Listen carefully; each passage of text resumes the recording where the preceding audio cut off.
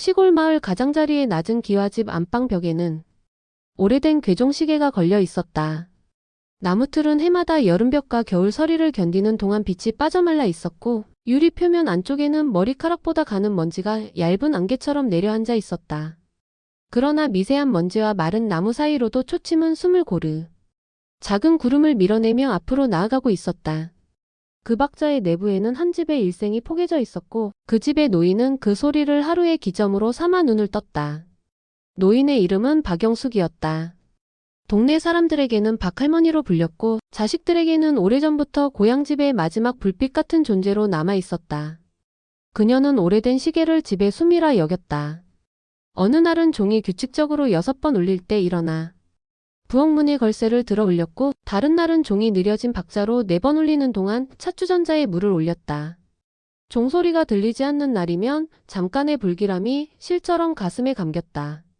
그럴 때면 의자 위로 발을 옮기고 두 손으로 나무틀에 아래 모서리를 쓸어내리며 시간의 맥을 확인했다. 시계가 이 집 벽에 걸린 것은 1962년의 봄이었다. 젊은 부부였던 이 집의 남자와 여자는 그해 초여름 비로소 제 집을 갖게 되었고 작은 마당 가장자리에는 감나무 묘목이 심어졌다. 그날 벽에 걸린 시계는 집들이를 대신해 방 안 공기를 채웠고 그때부터 이 시계는 가족의 사건을 기록하는 조용한 서기의 역할을 맡았다. 첫 아이가 태어나던 밤이면 자정의 종이 3번 울리고 잠잠해졌으며 장남이 군복무를 위해 떠나던 새벽이면 분침이 낯선 떨림으로 매달려 있다가 이내 제자리로 복귀했다. 세월은 흐르고 사람들은 떠났다. 그러나 시계는 남았다. 남편은 더 이상 새벽 종소리를 듣지 못했고 막내는 홍기와 함께 도시로 가 지난한 출퇴근의 리듬을 얻었다. 박영숙만이 남아 초침의 속도를 따라 하루를 접었다 펼치며 저녁마다 낡은 걸레로 유리를 닦고 때로는 뒷판에 작은 칼날 같은 태엽 홈을 손끝으로 더듬었다. 그녀는 말을 아끼는 사람이었으므로 시계에 무언가를 건네듯 소리를 내지 않았다. 그러나 방 안에는 늘 같은 기류가 돌았다. 움직이는 것과 머무는 것의 중간 지점에 삶이 놓여 있다는 듯한 쉼표 같고 맥박 같은 공기의 흔들림이었다. 여름이 지나 초가을이 들기 전부터 시계는 간헐적으로 멈추기 시작했다. 분침이 숫자 사이에서 주저앉듯 고개를 떨구면 노인은 의자 등받이에 손바닥을 얹고 천천히 선 채로 숨을 고르며 기다렸다. 그러고 나서 벽에 가벼운 압력을 주어 나무틀을 살짝 달래듯 눌렀다. 그러면 잠깐의 어긋남이 발끝을 타고 전해졌다가 사라지고 다시 초침이 한 칸을 옮겼다. 노인은 안도의 눈꺼풀을 내리며 등받이에 기대어 서 있었다. 삶은 그 무렵 이미 오래된 시계의 행보와 크게 다르지 않았다. 가끔 멈추고 잠시 쉬었다가 어김없이 미세한 힘으로 다시 나아가곤 하는 것이었다. 초가을 바람이 논둑과 마을 회관의 처마 아래를 지나갈 때 도시에서 손자 민수가 내려왔다. 일정표는 빽빽했지만 마음의 빈칸은 넓어져 있었다. 시험 일정과 알람, 전자 캘린더의 격자보다 이곳의 공기가 더 치밀하다는 사실을 그는 오래전부터 알고 있었다. 마당 끝의 감나무는 이제 제법 그늘을 들이우고 있었고 낮은 담장 틈으로 고양이가 몸을 비집고 들어왔다. 나가며 햇볕의 온도를 확인했다. 민수는 방문의 미닫이를 열고 방 한가운데를 차지한 공기를 바라보았다. 방은 크지 않았지만 오랜 살림의 층이 겹겹이 쌓여 공간의 깊이를 만들고 있었다. 벽의 시계는 그 중심에서 작은 심장처럼 방을 장악하고 있었다. 그는 천천히 가까이 다가가 유리 표면을 살폈다. 손끝에 따라 미세한 흠집의 지도들이 느껴졌고 흠집 사이의 먼지와 빛의 각도가 바뀔 때마다 방의 과거가 각도에 맞춰 움직이는 듯했다. 그는 의자 위에 올라 어깨만큼의 높이의 시계를 끌어당겨 벽에서 떼어냈다. 뒷판의 작은 나사는 수십 년의 마찰을 통해 각자의 자리를 고착시켰다. 민수는 천으로 나사 머리를 감싸며 천천히 회전시켰다. 뒷판이 열리고 단단하게 얽힌 금속의 혈관들이 모습을 드러냈다. 그 안에는 마른 기름과 가루가 있었다. 손바닥을 조금 기울이자 가루는 조심스러운 사막의 모래처럼 천천히 이동했다. 그는 면봉과 얇은 붓, 소량의 윤활유를 꺼내 끼개의 미세한 관절을 더듬었다. 톱니이 하나하나의 치아가 서로를 물어주지 못해 생긴 미세한 여유 공간을 줄이기 위해 그는 마른 숨을 참고 붓끝을 기울였다. 그때 뒷판 나무에 오래전의 홈이 눈에 들어왔다. 아주 희미한 음각의 문장이었다. 그는 고개를 낮춰 각도를 바꿨다. 빛이 삐딱하게 들어오는 순간 문장은 비로소 윤곽을 가졌다. 문장은 개인의 서약처럼 단문이었다. 날짜와 이름의 국소적인 배치가 나무결에 녹아 있었다. 그것은 한 시대의 문장법과 손의 습관이 고스란히 남겨둔 선이었다. 민수는 읽을 수 있는 만큼을 마음속으로 더듬고 남은 자리는 상상으로 이어붙였다. 그 상상은 정확하지 않아도 무방했다. 어차피 삶의 기록이라는 것이 늘 정확성보다 방향과 온기, 그리고 결의에 의해 설명되곤 했으므로 그가 기름을 한 방울 더해 다시 판을 닫고 태엽홈을 조심스레 돌렸을 때 방안은 아주 작은 울림으로 응답했다. 초침이 한 칸을 옮겼다. 또 한 칸을 옮겼다. 분침의 넓은 날이 숫자와 숫자 사이의 얇은 공간을 더듬으며 균형을 되찾았다. 방은 다시 심장을 얻은 듯했다. 민수는 의자에서 내려와 벽과 시계 사이의 거리를 조절해 고정했다. 손의 체온이 나무틀을 따라 천천히 빠져나갔고 나무는 그 체온을 기록하듯 침묵했다. 그날 밤 집은 오랜만에 숙면을 취했다. 미닫이의 나무 섬유가 밤 공기와 합을 이루며 부풀었다 수축했고 그 사이사이로 시계의 박자가 스며들었다. 박영숙은 이 리듬 안에서 호흡의 간격을 정리했다. 오래전 남편의 숨과 아이들이 자던 밤들의 호흡이 그 리듬에 맞춰 조용히 돌아왔다. 그녀는 눈을 감은 채 뚜렷한 표정을 하지 않았다. 다만 가슴 아래의 한 점이 겨울 햇살처럼 미약하게 데워지는 것을 느끼고 있었다. 며칠이 지나자 규칙은 일상으로 흡수되었다. 아침의 박자, 낮의 느린 장단, 해질녘의 길어진 여운이 서로 겹쳐 하루가 완성되었다. 민수는 머무는 동안 집의 물건들을 손봤다. 뒤틀린 방문의 하단 레일을 갈고 마당 뱃수로에 낀 낙엽을 긁어냈다. 그의 손놀림은 서두르지 않았고 손의 속도는 시계의 박자와 크게 어긋나지 않았다. 그러나 규칙이 길어질수록 미세한 어긋남은 그 내부에서 자라났다. 낡은 금속이 새 기름의 윤활을 받아들이되 완전히 일치하지 못하는 경우가 생겼다. 새벽녘 초침은 가끔 같은 자리를 2번 밟았다. 낮 한가운데 종은 한 박자를 생략한 듯 건너뛰었다.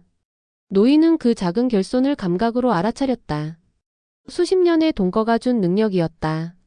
그녀는 방 안에서 오래된 이불의 결을 넘기며 낮잠을 청하다가 종이 생략된 박자 뒤에 남는 빈 공기를 천천히 쓰다듬었다. 공기에는 작은 구멍이 뚫린 것처럼 체온이 통과했다. 구멍은 허공에 있지 않고 사람의 마음과 사물의 사이에 있었다.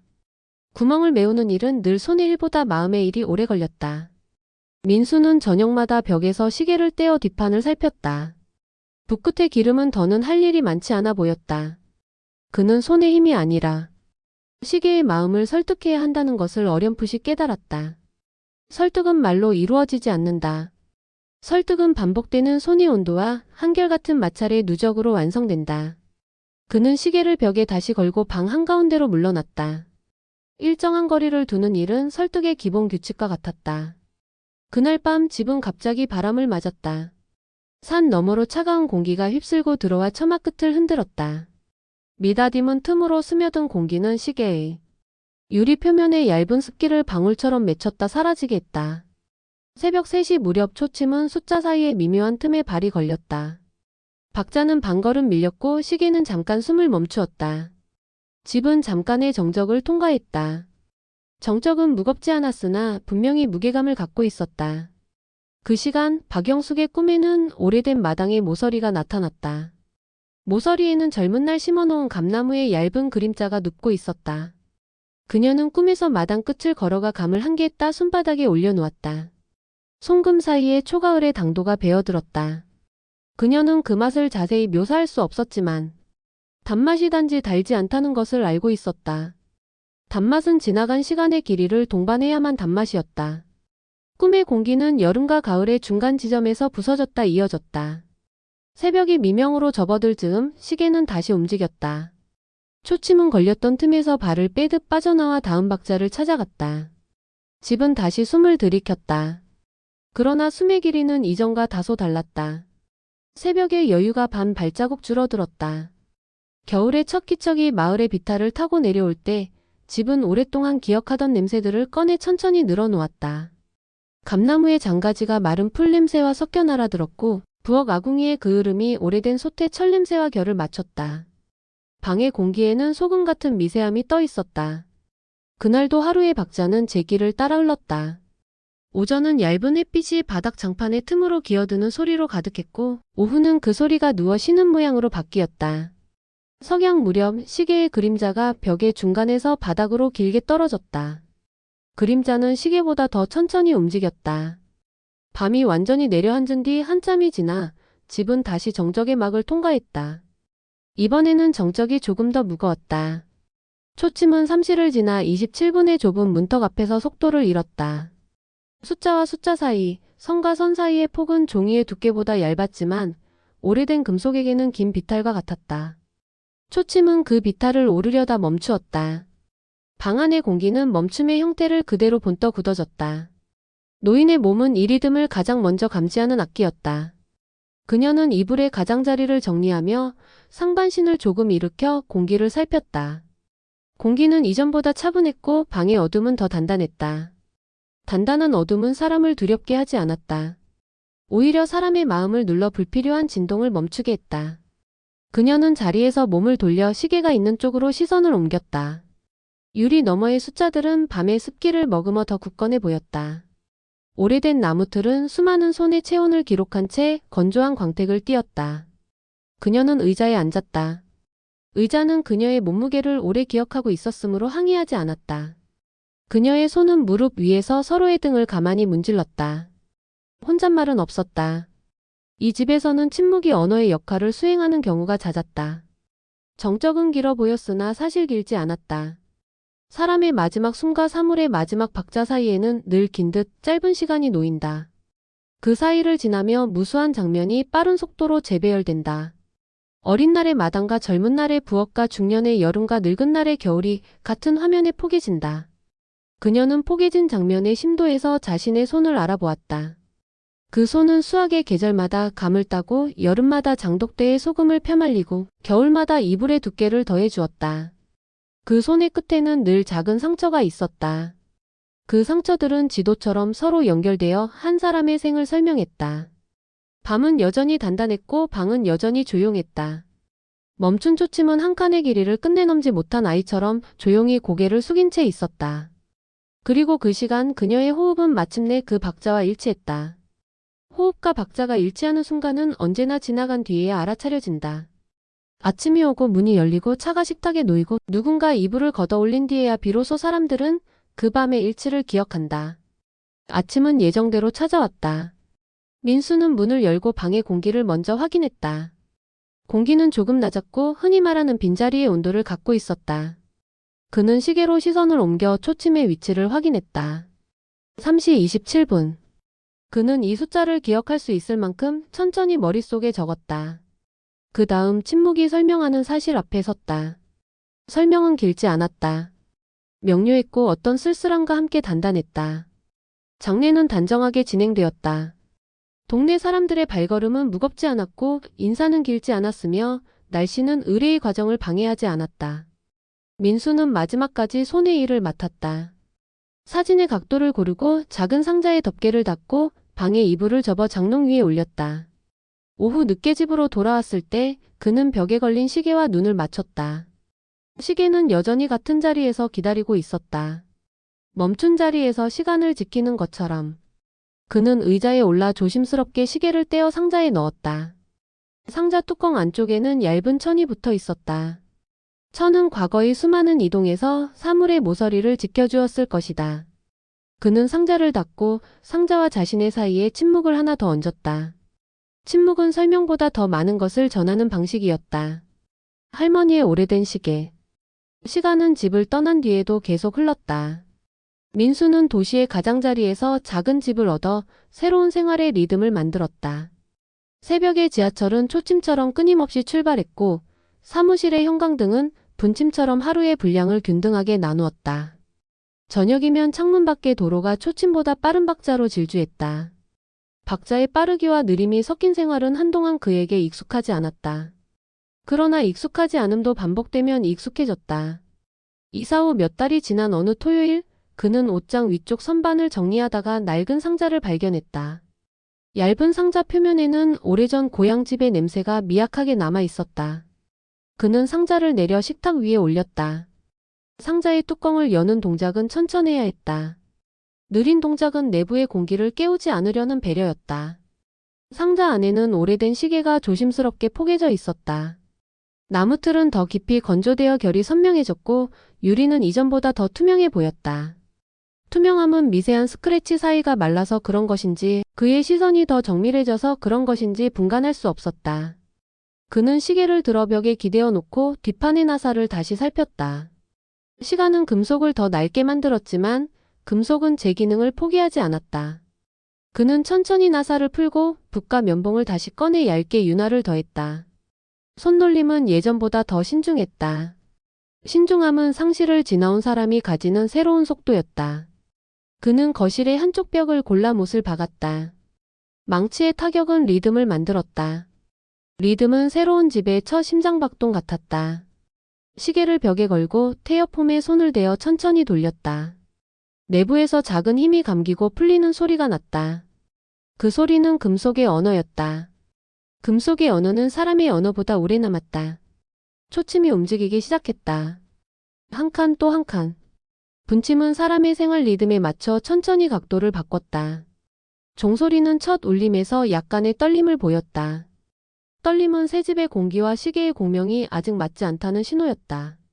잠시 후 떨림은 가라앉았다. 방은 박자를 받아 몸을 풀었다. 집에는 이제 새 식구가 살았다. 아이가 낮잠을 자는 시간, 분침은 가장 긴 호흡으로 벽을 따라 움직였다. 아이의 숨은 얕고 빠르게 오르내렸고 그 옆에서 초침은 작고 정확한 소리를 냈다. 민수는 가끔 그 소리에 맞춰 아이의 가슴이 오르내리는지 살폈다. 오르내림은 우연히 몇 번 일치했다. 일치의 순간은 짧았고 바로 어긋났다.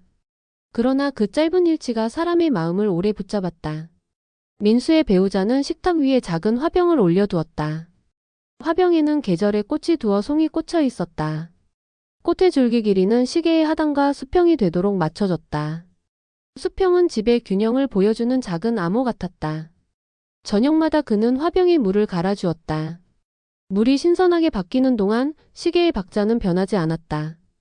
변하지 않는 것의 존재는 변하는 것들의 무리를 안정시켰다. 시간이 지난 어느 날 그는 벽에서 시계를 떼어 다시 내부를 살폈다. 오래전 고향집에서 본 뒷판의 음각 문장이 떠올랐다. 날짜와 짧은 문장, 손의 깊이가 만든 선의 자리. 그는 그 문장을 다시 떠올리며 나무의 결을 손가락으로 더듬었다. 문장은 정확히 읽히지 않아도 됐다. 그에게 필요한 것은 문장의 정확성이 아니라 그 문장이 배치된 마음의 방향이었다. 한 시대의 사람들은 말 대신 사물의 마음을 새겼고 그 사물은 시간이 지나 다음 세대의 벽을 차지했다. 어느 초겨울 밤 밖은 비가 아니라 아주 가는 눈을 내렸다. 눈의 입자는 가볍고 속도를 잃어 창밖가로 등 근처에서 오래 머물렀다. 방 안에서는 난방의 공기와 사람들의 체온이 섞여 균형을 이루었다. 시계의 종소리가 저녁을 알리며 울렸다. 소리는 맑았고 울림은 길었다. 그 울림의 마지막 꼬리는 눈의 낙하 속도와 거의 같았다. 민수는 그 꼬리를 따라 마음의 한 구석으로 들어갔다. 그곳에는 오래전 안방의 의자와 그 위에 노인이 있었다. 노인의 손은 자신의 무릎 위에서 서로의 등을 천천히 문지르고 있었다. 손의 마찰은 인생의 길이를 그대로 닮은 무언의 기도였다. 민수는 벽에 시계를 바라보며 자신의 하루를 정리했다. 변동과 고정, 결핍과 충족, 출발과 귀환의 겹들이 시계의 원형 판 위에서 조용히 순환하고 있었다. 그는 깨달았다. 사람의 일은 멈추어도 사람의 시간은 형태를 바꾸어 남는다는 사실을. 형태를 바꾼 시간은 사물의 박자로 옮겨 탄 뒤 다음 세대의 호흡과 결을 맞춘다. 그 결이 한동안 합쳐지면 집은 다시 심장을 얻는다. 아이가 잠들 무렵 종은 하루의 마지막 울림을 보냈다. 그 울림은 곧장 끝나지 않고 벽과 바닥, 가구의 모서리를 돌며 힘을 분산시켰다. 분산된 힘은 방의 숨으로 흡수되었다. 방의 숨은 다시 사람의 숨을 안정시켰다. 그리고 그 중심에서 오래된 시계의 초침이 한 칸을 더 옮겼다. 새벽이 오기 전에 집은 조용히, 그러나 분명하게 다음 날을 준비하고 있었다. 준비는 늘 보이지 않는 층에서 진행된다. 물병에 남은 물, 식탁 위 접시의 건조, 세탁대 위 수건의 반쯤 마른 결, 벽에 시계 태엽에 남아있는 탄성. 그 미세한 준비들이 겹쳐져 다음날의 첫 박자가 무리 없이 시작된다. 민수는 창문을 조금 열어차고 바깥 공기를 들였다. 차가운 공기가 방의 논리를 재정렬했다. 공기가 바뀌는 동안에도 시계의 박자는 변하지 않았다. 변하지 않는 박자 덕분에 바뀌는 공기는 과하지 않게 스며들었다. 그는 창을 닫고 등을 펴고 벽을 한 번 더 바라보았다. 초침은 여전히 한 칸씩, 그러나 한 번도 같은 칸을 반복하지 않는 방식으로 나아가고 있었다. 분침은 표정 없이 각도를 고쳐 앉았다. 숫자들은 고향집에서와 같은 자리에 있었고 그 사이사이에 오랜 삶들이 새로 서식지를 얻고 있었다. 그는 오래된 음각의 문장을 떠올렸다. 누군가가 누군가에게 보낸 짧은 서약, 함께 흐르는 시간에 대한 믿음. 그 믿음은 이제 이 집 벽의 높이에서 다시 울리고 있었다. 밤의 마지막 순간 집은 아주 고요했다. 고요는 공백이 아니라 결이다. 결이 촘촘할수록 소리는 멀리 퍼지지 않고 제자리를 지킨다. 그 자리에서 사람은 자신이 무엇을 이어받았는지, 무엇을 건네야 하는지, 무엇을 잠시 놓아야 하는지를 알게 된다. 민수는 천천히 눈을 감았다가 떴다. 숨의 길이가 일정해졌다. 그 일정함은 노인의 방에서 배운 박자였다. 그 순간 오래된 시계는 다시 한 번 종을 울렸다. 울림은 맑게 퍼져 방의 가장자리까지 닿았다가 돌아왔다. 돌아온 울림은 이전보다 조금 더 따뜻했다. 따뜻함은 설명되지 않았다. 그럴 필요가 없었다. 이미 방과 사람과 시간이 같은 결로 묶여 있었으므로. 울림은 길게 남아 마치 누군가의 손끝이 공기를 쓸어준 흔적처럼 눈에 보이지 않는 선을 그어두었다. 그 선 위에서 하루가 조용히 넘겨졌다. 그리고 다음 날의 첫 박자도 같은 선 위에서 시작되었다. 넘겨지는 순간과 시작되는 순간이 맞닿아 있을 때 사람은 부재를 상실이라 부르지 않고 전승이라 부른다. 전승은 과장되지 않았다. 그것은 다만 흐르는 사랑의 시간이 다음 벽으로 옮겨가는 방식이었다. 밤은 그렇게 끝나지 않은 채로 고요 속에서 조금 더 이어졌다. 여우는 문장보다 길었고 문장 없이도 충분히 들렸다. 그리고 오래된 시계는 아주 오랜만에 정확히 그때 필요한 만큼만 다시 울렸다.